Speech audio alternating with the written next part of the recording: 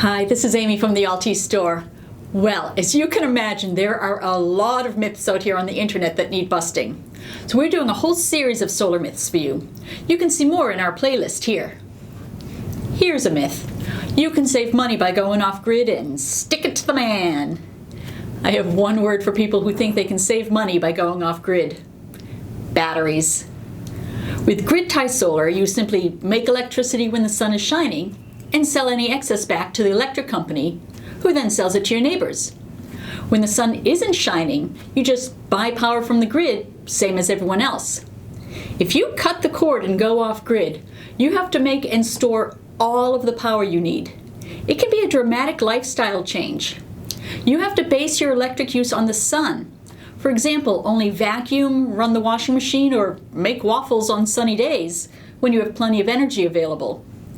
The first thing you need to do is to greatly reduce your power usage so that you'll need to make less than you currently use when you're on the grid and don't really think about if you can get all of the power you need. The downside to living only with solar power is one more word: winter. In addition to greatly reducing your power usage, you need to install a lot of solar to handle the reduced sunshine most areas get in the winter, and install a large battery bank to store it in stretches of bad weather.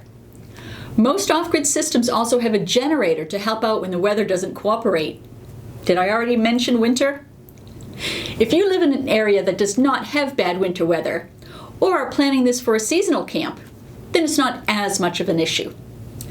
The initial cost of going off-grid is higher than staying connected to the grid for most locations in the US and many locations worldwide.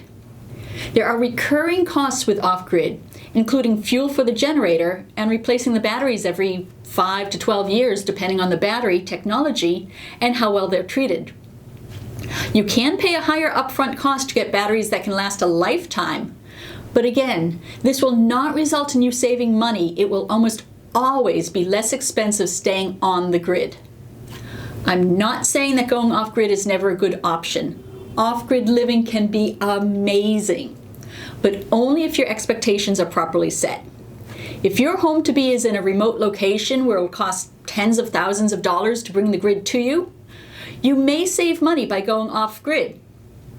But if you have grid connection now, the best way to save on your electricity bill is to implement an energy savings plan, install a grid-tie solar system, and buy less power from the grid.